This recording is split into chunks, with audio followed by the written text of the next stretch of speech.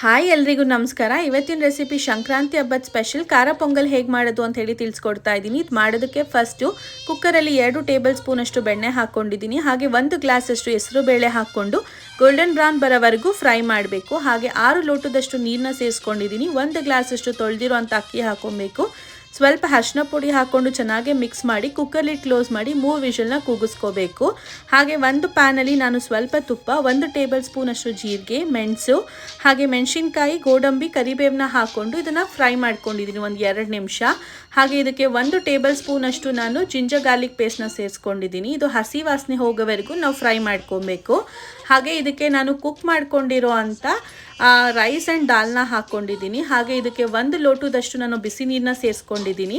ರುಚಿಗೆ ತಕ್ಕಷ್ಟು ಉಪ್ಪು ಹಾಕ್ಕೊಂಡು ಮಿಕ್ಸ್ ಮಾಡ್ಕೋಬೇಕು. ಹಾಗೆ ಇದಕ್ಕೆ ಕೊಬ್ಬರಿ ತುರಿ ಹಾಗೆ ಕೊತ್ತಂಬರಿ ಸೊಪ್ಪು ಹಾಕ್ಕೊಂಡು ಮಿಕ್ಸ್ ಮಾಡಿಕೊಂಡ್ರೆ ಪೊಂಗಲ್ ರೆಡಿ ಆಗುತ್ತೆ. ಇದು ರೈತ ಅಥವಾ ನೀರು ಚಟ್ನಿ ಜೊತೆ ಸರ್ವ್ ಮಾಡ್ಬೋದು.